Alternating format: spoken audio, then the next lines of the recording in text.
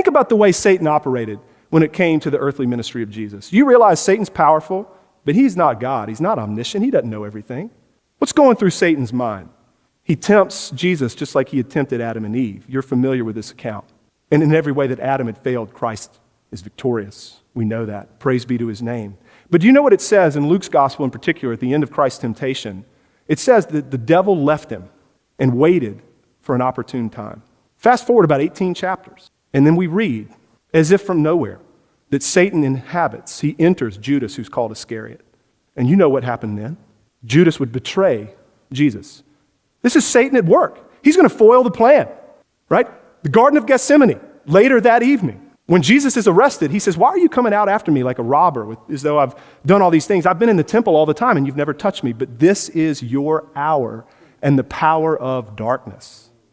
That was the opportune time that Satan had worked for, waited for, jumped on it. Little did he know. Little did he know. You wonder, what's going through his head as God the Son incarnate hangs on the cross? Did he think he'd won? Little did he know that at that moment, Jesus was bruising his head, and that later on down the road, the ancient serpent would be thrown into the lake of fire. Little did he know.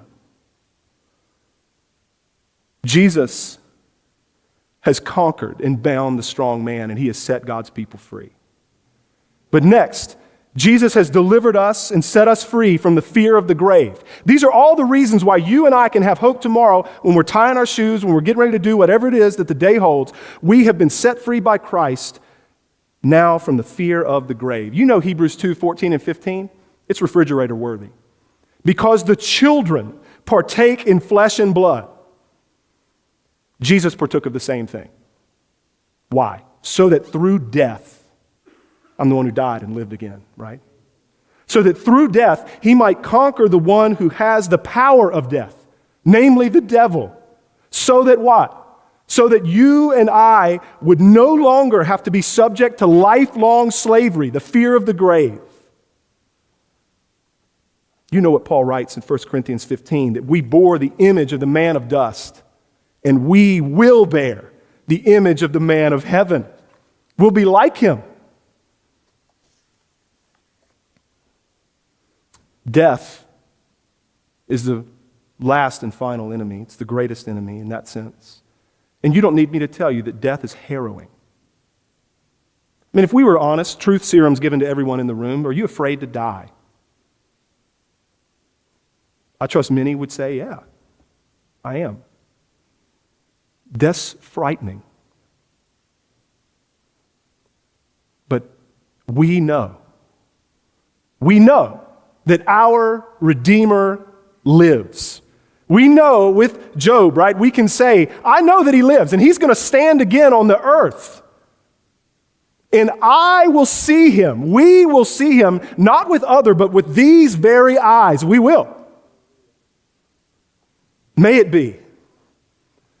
We've been set free by Jesus also from the dominion of sin, the tyranny of it. Let me ask you this question. You ever get weary of battling against your flesh? Do you ever grow tired of that? You ever get weary of having to fight for joy? I do. But there is a day coming, saints, that because of Christ, those battles will be over.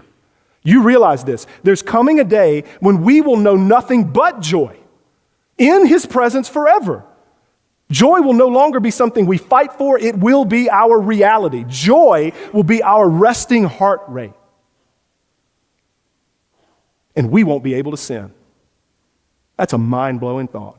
We won't be able to sin, nor, even better, nor will I even want to. Nor will you. The end, you realize, is better than the beginning. We have gained more in Christ than we lost in Adam. Christ has also freed us, though, from bondage to Satan. We just were hearing about the spiritual realm. I don't know that we think enough in these terms. We were enslaved to the evil one, and Christ has set us free. The great adversary, the great enemy of God's people, sinister and manipulative and shrewd and powerful from the beginning, a liar, the great accuser of the brethren, the strong man, as Jesus refers to him in Mark chapter 3. The strong man has been bound, and his goods have been plundered.